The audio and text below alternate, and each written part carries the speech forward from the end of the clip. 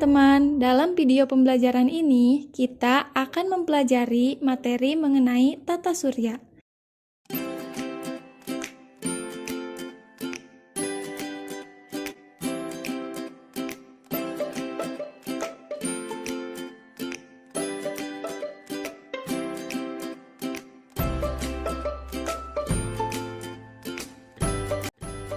Melalui penggunaan media video pembelajaran ini, diharapkan peserta didik dapat memahami dan menjelaskan sistem tata surya dan pengaruhnya terhadap kehidupan di bumi dengan benar. Asal-usul sistem tata surya. Sejak ribuan tahun sebelum Masehi, manusia sudah melakukan banyak penelitian tentang langit dan jagat raya. Sebelum ditemukan teleskop oleh Galileo Galilei pada tahun 1564 sampai 1642, Ptolemeus mengajarkan bahwa bumi sebagai pusat alam semesta atau paham geosentris. Galileo Galilei dengan teleskopnya menemukan fakta bahwa perubahan bentuk Venus seperti Venus sabit atau Venus purnama sebagai akibat perubahan posisi Venus terhadap matahari ketika beredar mengitari matahari. Fakta tersebut memperkuat teori heliosentris dari Nicolaus Copernicus pada tahun 1473 sampai 1543, yaitu matahari sebagai pusat alam semesta.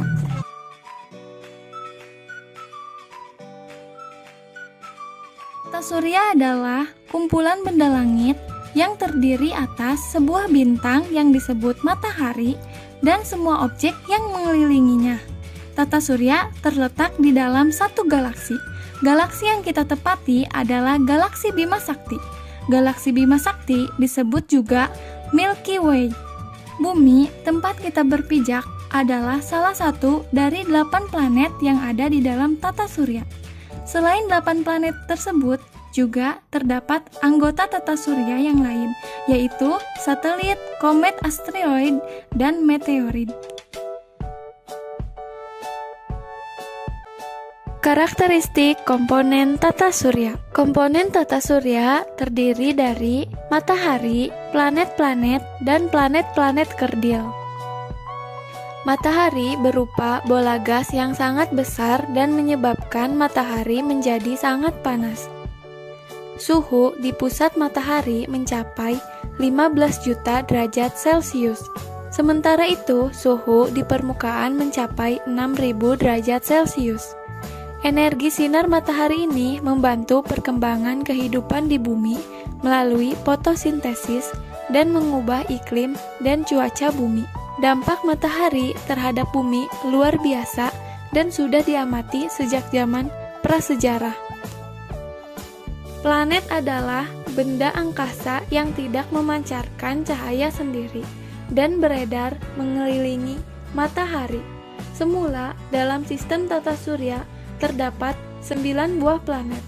Namun, pada Sidang Umum Internasional Astronomical Union (IEU) ke-26 pada tanggal 25 Agustus 2006 di Praha menetapkan hanya 8 buah planet yang masuk ke dalam sistem tata surya. Pluto dikeluarkan dalam anggota tata surya. Planet-planet dalam tata surya dapat dikelompokkan berdasarkan masanya dan jaraknya ke matahari.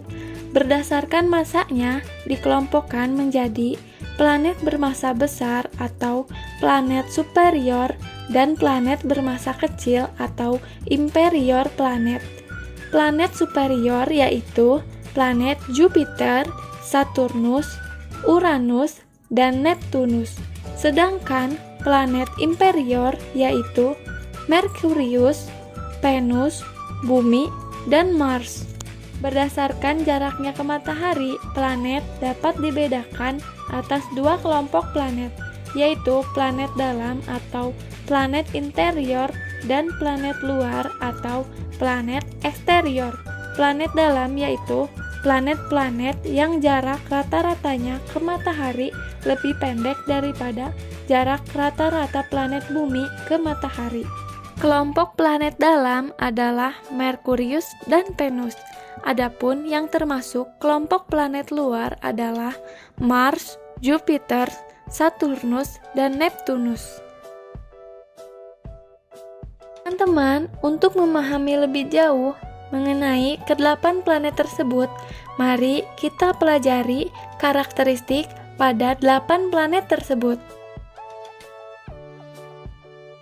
Merkurius, planet yang ditemukan oleh Mariner pada tahun 1975, merupakan planet terkecil kedua sekaligus planet paling dekat dengan matahari.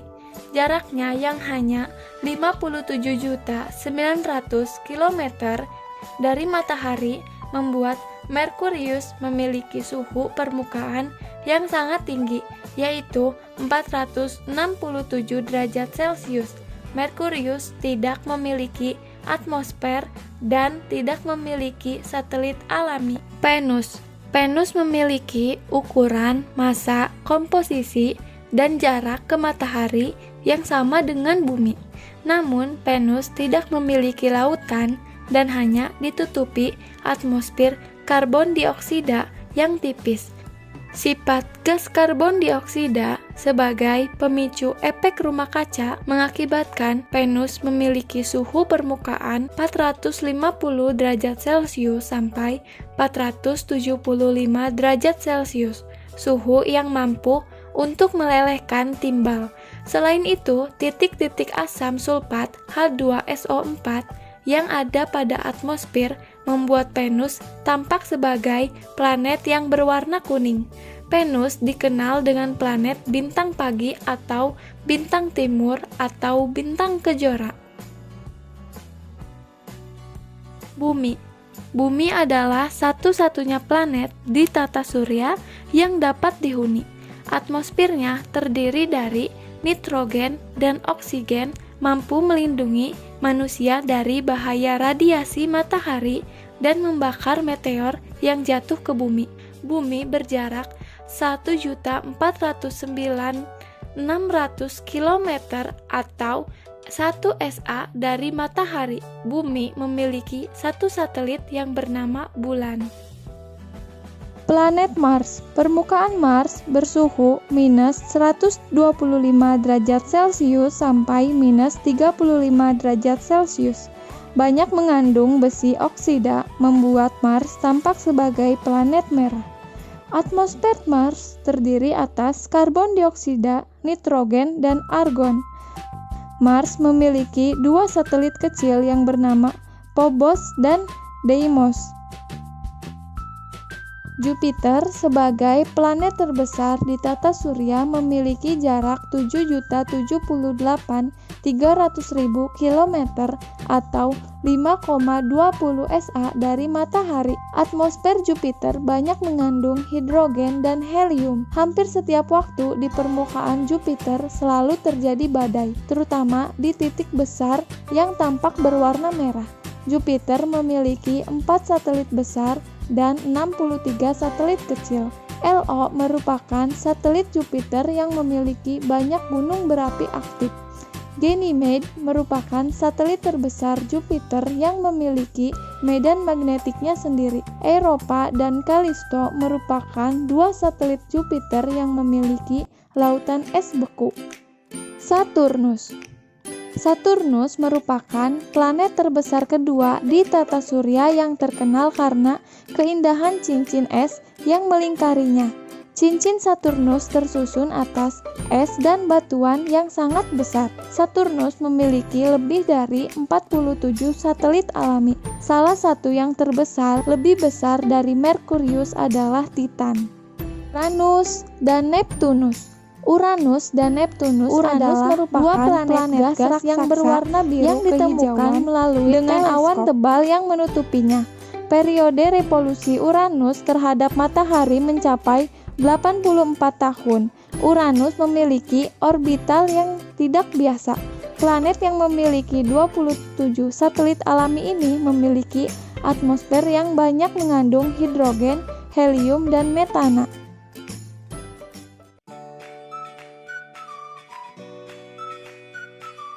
Neptunus. Neptunus merupakan planet gas raksasa yang berwarna biru karena atmosfernya banyak mengandung hidrogen, helium, dan metana. Neptunus yang ditemukan pada tahun 1846 ini memiliki 13 satelit alami. Neptunus merupakan planet terjauh dari matahari. Jaraknya 4.497.000 km atau 30,6 SA. Planet-planet kerdil. Sistem tata surya kita juga memiliki planet-planet kecil yang dipandang berbeda dengan planet-planet lain karena orbitalnya tidak jelas. Ceres adalah planet yang letaknya di sabuk asteroid, sedangkan Pluto adalah Eris terletak di sabuk Kuiper. Ceres yang terletak pada jarak 2,7 SA dari matahari ini ditemukan pada tahun 1801. Diameter Ceres sekitar 940 km. Periode Ceres terhadap matahari adalah 4,6 tahun. Pluto memiliki jarak 39,2 SA dari matahari dan periode revolusi selama 248 tahun. Pluto memiliki diameter sekitar 2.300 km dan 3 satelit alami. Sejak ditemukan pada tahun 1930 hingga 2006, Pluto dianggap sebagai bagian dari planet yang ada di dalam tata surya. Eris ditemukan pada tahun 2005 oleh seorang astronom Institut Teknologi California. Eris memiliki diameter yang lebih besar dari Pluto, yaitu sekitar 2.400 km. Eris memiliki orbit eliptik sebesar 38 SA hingga 98 SA dari matahari dan memiliki periode revolusi selama 557 tahun. Eris memiliki satu buah satelit alami yang bernama Dysnomia. Asteroid merupakan batuan yang berukuran lebih kecil dari planet. Asteroid membentuk sabuk yang melingkari di antara planet Mars dan Jupiter. Sabuk asteroid inilah yang kemudian membagi planet-planet dalam sistem tata surya menjadi kelompok planet dalam dan planet luar. Komet merupakan benda langit yang terbentuk dari gumpalan es dan berevolusi terhadap matahari dengan lintasan yang sangat lonjong. Badan komet terdiri atas inti, ekor debu, dan ekor ion. Semakin mendekati matahari, ekor komet akan semakin memanjang.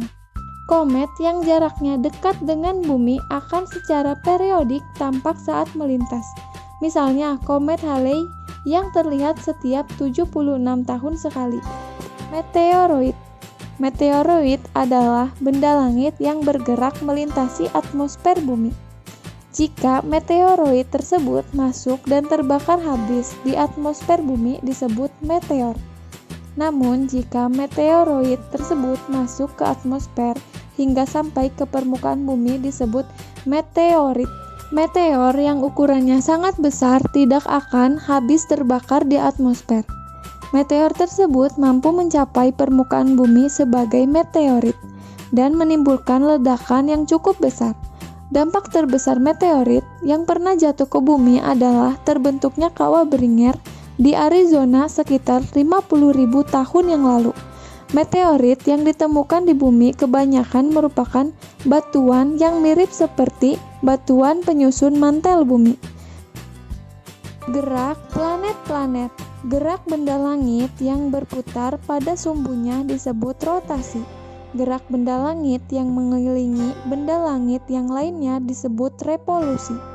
Periode rotasi bumi atau waktu yang diperlukan bumi untuk berputar satu kali pada porosnya adalah 23 jam, 56 menit, 4 detik.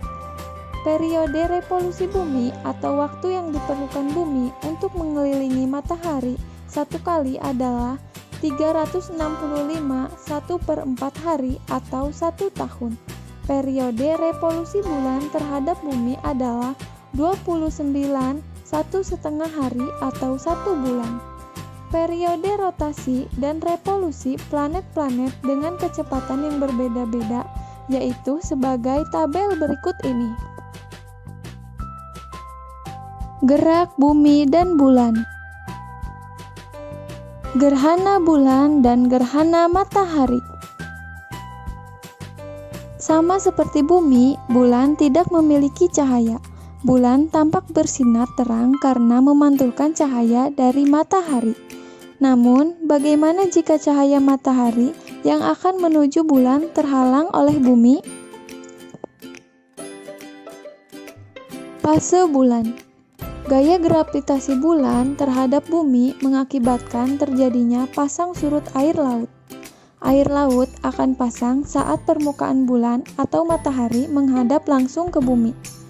Gaya gravitasi bumi terhadap bulan yang lebih besar daripada gaya gravitasi bulan terhadap bumi menyebabkan bulan berevolusi terhadap bumi. Rata-rata waktu yang diperlukan bulan untuk berevolusi terhadap bumi sama dengan rata-rata waktu yang diperlukan bulan untuk berrotasi pada sumbunya, yaitu 29 hari hingga 30 hari. Periode revolusi dan periode rotasi yang sama ini mengakibatkan wajah bulan yang menghadap bumi selalu sama. Sementara bulan berevolusi terhadap bumi, bumi dan bulan juga bersama-sama berevolusi terhadap matahari. Hal tersebut mengakibatkan perubahan fase bulan setiap harinya.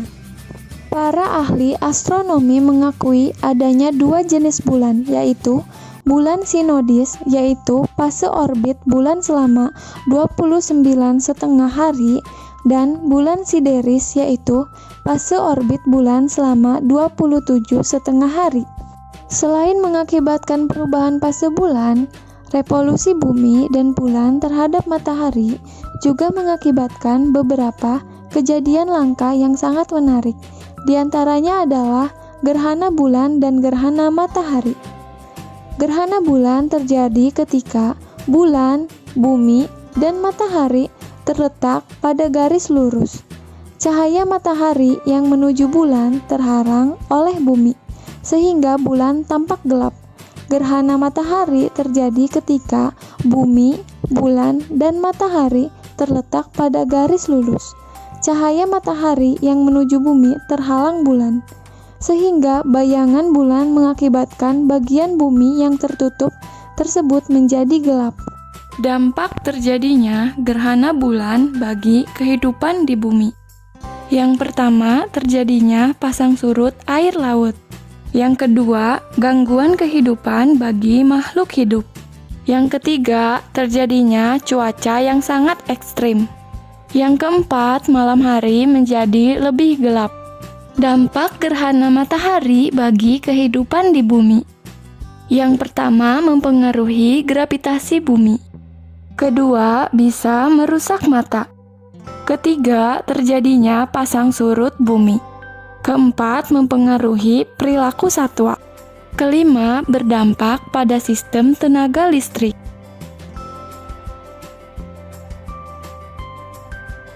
Rotasi, revolusi bumi, dan peristiwanya.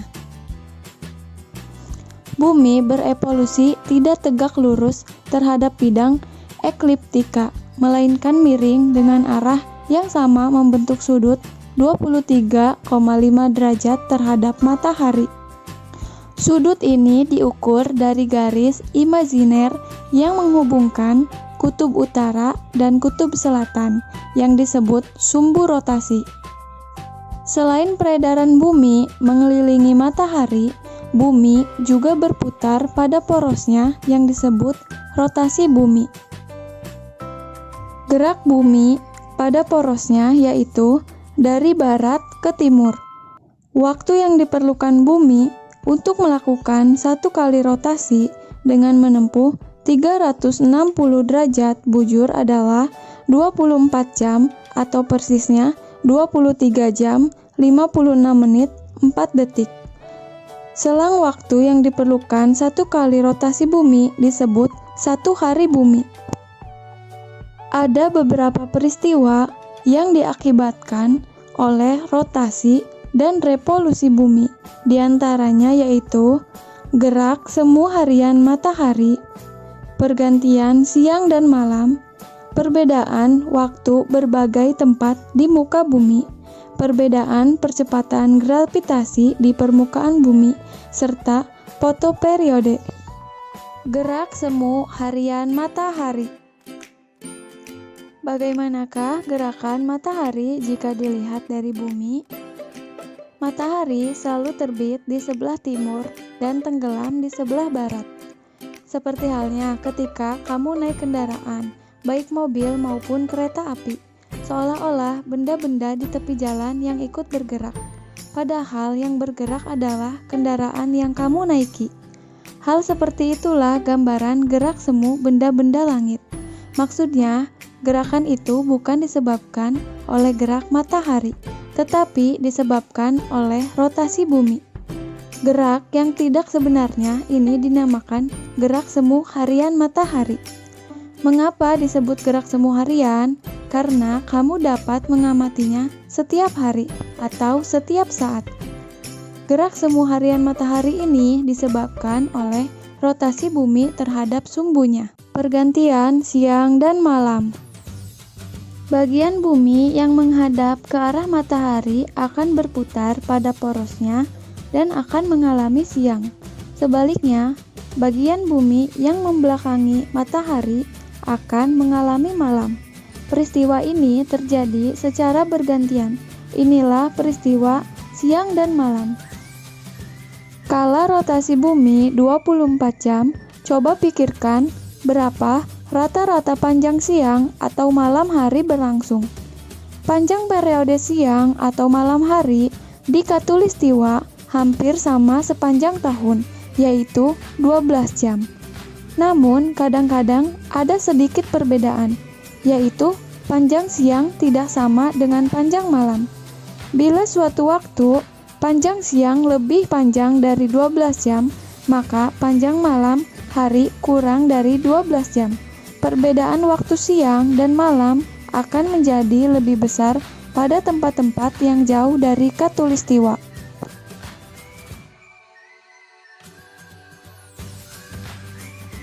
Perbedaan waktu berbagai tempat di muka bumi. Mengapa di Indonesia dikenal ada waktu Indonesia Timur, waktu Indonesia Tengah, dan waktu Indonesia Barat? Waktu Indonesia bagian barat meliputi Sumatera, Jawa, Madura, Kalimantan Barat, dan Kalimantan Tengah. Waktu Indonesia bagian tengah atau WITA meliputi Sulawesi, Bali, Kalimantan Timur, Kalimantan Selatan, Nusa Tenggara Barat, dan Nusa Tenggara Timur, serta waktu Indonesia bagian timur yang meliputi Kepulauan Maluku dan Papua. Indonesia terletak di antara 95 derajat bujur timur dan 141 derajat bujur timur. Artinya, panjang wilayah Indonesia adalah 46 derajat. Jika setiap jarak 15 derajat selisih waktunya 1 jam, maka Indonesia memiliki 3 daerah waktu. 3 daerah waktu tersebut yaitu waktu Indonesia Barat atau WIB, WITA waktu Indonesia Tengah, dan WIT waktu Indonesia Timur. Orang-orang yang berada di sebelah timur akan mengalami matahari terbit dan terbenam lebih dahulu. Hal ini dikarenakan bumi berputar dari arah barat ke timur. Daerah yang berada pada sudut 15 derajat lebih ke timur akan melihat matahari terbit 1 jam lebih awal. Dengan demikian, jika kamu berada di Nusa Tenggara Barat, matahari telah terbit, maka teman kamu yang berada di Jakarta baru melihat matahari terbit 1 jam kemudian. Rotasi bumi menyebabkan bumi berbentuk tidak bulat sempurna. Bumi tepat di bagian kutubnya. Bagian ini mengakibatkan jari-jari bumi di daerah kutub dan khatulistiwa berbeda. Perbedaan jari-jari bumi menimbulkan perbedaan percepatan gravitasi di permukaan bumi. Perbedaan tersebut terutama di daerah khatulistiwa dengan kutub. Perbedaan musim dan dampaknya bagi kehidupan di bumi. Musim merupakan akibat kemiringan tetap sumbu bumi yang menyebabkan kutub berganti-ganti menghadap matahari. Jika ditinjau dari bumi, perbedaan musim di berbagai belahan bumi terjadi akibat efek dari gerakan semu tahunan matahari. Belahan bumi utara dan selatan mengalami 4 musim, yaitu musim semi, musim panas, musim gugur, dan musim dingin.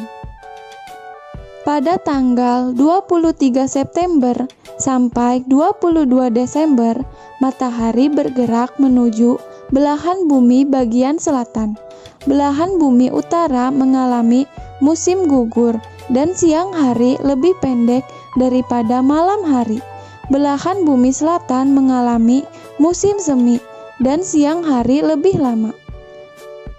Tanggal 22 Desember sampai 21 Maret, belahan bumi bagian utara mengalami musim dingin, sedangkan belahan bumi bagian selatan mengalami musim panas.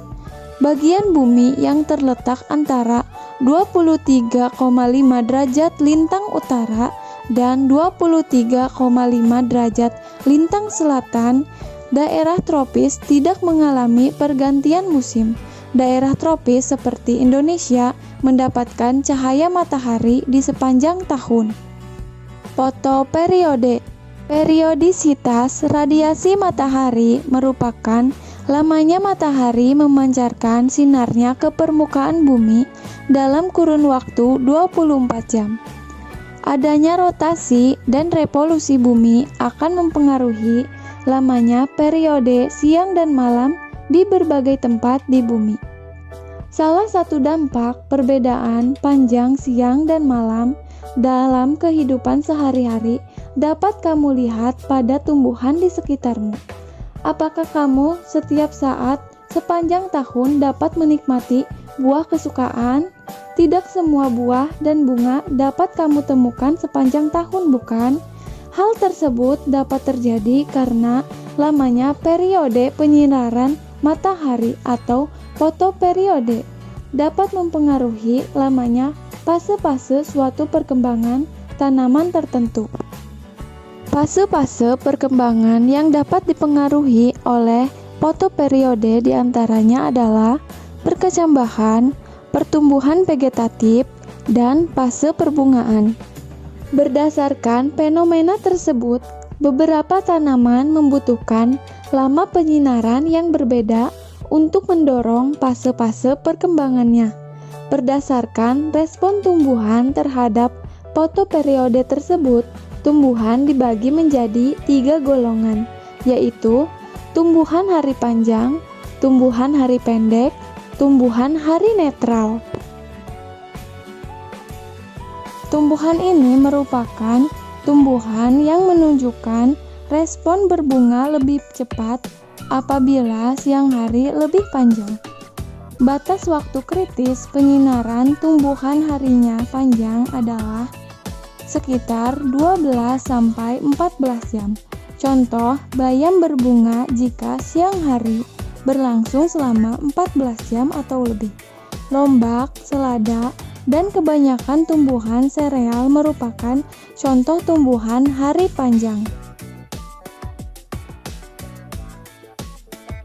Tumbuhan ini merupakan tumbuhan yang menunjukkan respon berbunga lebih cepat apabila siang hari lebih pendek. Batas waktu kritis penyinaran tumbuhan hari pendek sekitar 11-15 jam. Contoh tumbuhan hari pendek antara lain krisantem dan beberapa varietas kedelai. Tumbuhan hari netral. Tumbuhan ini merupakan tumbuhan yang respon berbunganya tidak dipengaruhi oleh panjang hari.